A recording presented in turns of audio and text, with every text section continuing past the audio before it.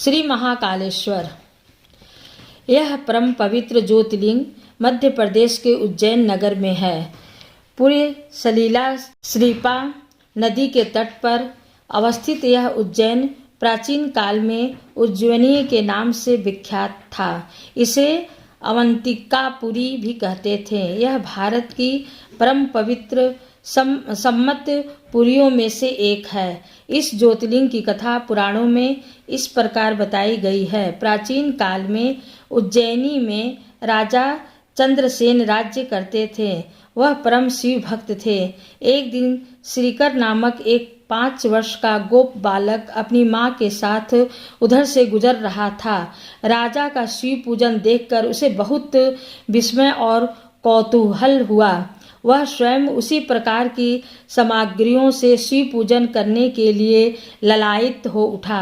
सामग्री का साधन ना जुट पाने पर लौटते समय उसने रास्ते में एक पत्थर का टुकड़ा उठा लिया।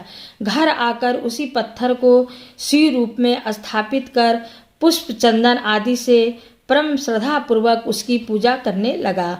माता भोजन करने के लिए बुलाने आई, किंतु वह पूजा छोड़कर उठने के लिए किसी प्रकार भी तैयार ना हुआ।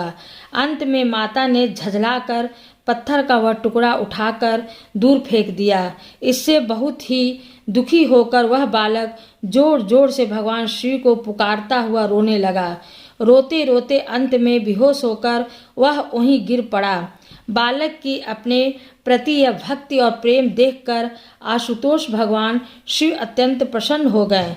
बालक ने ज्यों ही होश में आकर अपने नेत्र खोले तो उसने देखा कि उसके सामने एक बहुत ही भव्य और अति विशाल स्वर्ण और रत्नों से बना हुआ मंदिर खड़ा है। उस मंदिर के भीतर एक बहुत ही प्रकाशपूर्ण भास्वर तेजस्वी ज्योतिर्लिंग खड़ा है। बच्चा प्रसन्नता और आनंद से विभोर होकर भगवान शिव की स्तुति करने लगा। माता को जब यह समाचार मिला तब दौड़कर उसने अपने प्यारे लाल को गले से लगा लिया। पीछे राजा चंद्रसेन ने भी वहां पहुंचकर उस बच्चे की भक्ति और सिद्धि की बड़ी सराहना की। धीरे धीरे वहां बड़ी भीड़ जुट गई। इतने में उस स्थान पर हनुमान जी प्रकट हो गए।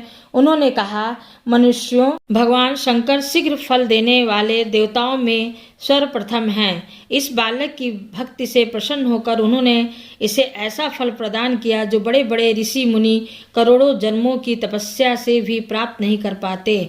इस गोप बालक की 8वीं पीढ़ी में धर्मात्मा नंद गोप का जन्म होगा।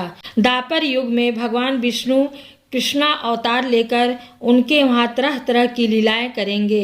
हनुमान जी इतना कहकर अंतर्ध्यान हो गए। उस स्थान पर नियम से भगवान शिव की आराधना करते हुए अंत में श्री कर गोप और राजा चंद्रसेन शिव धाम को चले गए। इस ज्योतिर्लिंग के विषय में एक दूसरी कथा इस प्रकार कही जाती है। किसी समय अवंतिकापुरी उज्जैनी में वेद पाठी तपोनिष्ठ एक अत्यंत तेजस्वी ब्राह्मण रहते थे। एक दिन दूषण नामक एक अत्याचारी असुर उनकी तपस्या में विघ्न डालने के लिए वहां आया। ब्रह्मा जी के वर से वह बहुत शक्तिशाली हो गया था। उसके अत्याचार से चारों ओर त्राहि त्राहि मच गई थी। ब्राह्मण को कष्ट में पड़ा देखकर प्राणी मात्र का कल्याण करने वाले भगवान शंकर वहां प्रकट हो गए।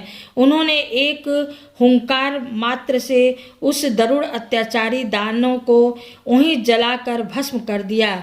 भगवान वहां हुंकार सहित प्रकट हुए, इसलिए उनका नाम महाकाल पड़ गया। इसलिए इस परम पवित्र ज्योतिर्लिंग को महाकाल के नाम से जाना जाता है। महाभारत शिव पुराण एवं स्कंद पुराण में इस ज्योतिर्लिंग की महिमा का पूरे विस्तार के साथ वर्णन किया गया है। धन्यवाद।